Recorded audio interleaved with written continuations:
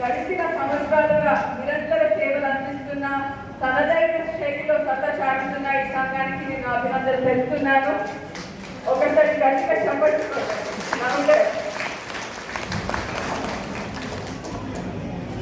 ఈరోజు నేను గమనించింది ఏంటంటే మానవ శరీరం పంచతత్వాలతో కూడినది. అదేవిధంగా మన అఖిల భారత పద్మశాలి సంఘం సభ్యుల స్నేహం పంచగుణాలతో కూడినది. ఎందుకంటే ఒక స్నేహితుడు మనకు జీవిత పాఠాలు నేర్పించేవాడు, మనల్ని ప్రశ్నించేవాడు, నవ్విస్తూ ఆనందపరిచేవాడు, మరియు మనం పూర్తిగా నమ్మదగిన వ్యక్తి. సో మన కళ్ళకు నచ్చిన కళాకారులు స్నేహితులు 100 మంది ఉన్నా మనసుకు నచ్చిన మిత్రుడు దొరకడం అనేది ముఖ్యం. అయితే ఎందుకు చెప్తున్నానంటే నవ్వు వెనుక బాధను, మౌనం వెనుక మాటలను, కోపం వెనుక ప్రేమను అర్థం చేసుకున్న వాడే నిజమైన స్నేహితుడు. మరియు అటువంటి స్నేహితులను అందజేస్తున్న ఈ అఖిల భారత పద్మశాలి సంఘానికి మీరు ఎల్లప్పటి రుణపడి ఉంటారు అనేసి నేను కోరుకుంటున్నాను. ఒకవేళ యాక్సెప్ట్ చేస్తే నాకు గట్టిగా చెప్పట్టు కొట్టారు.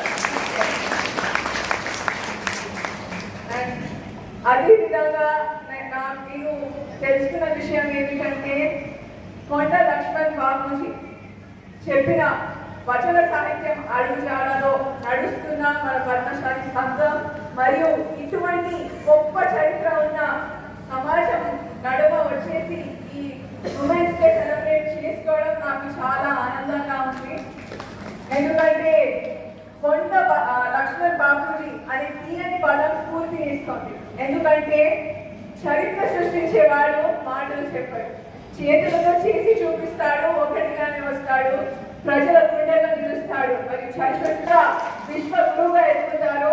తానే మన కొండ లక్ష్మణ్ బాబూజీ అనేసి నేను చెప్పగలను.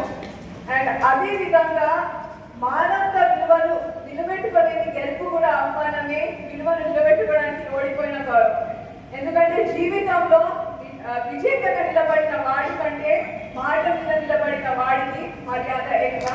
సో అటువంటి మాట అంటే మాట అనే ప్రాణం ఇచ్చేది మన పద్మశాలి సంఘం అనేసి నేను చెప్పగలను.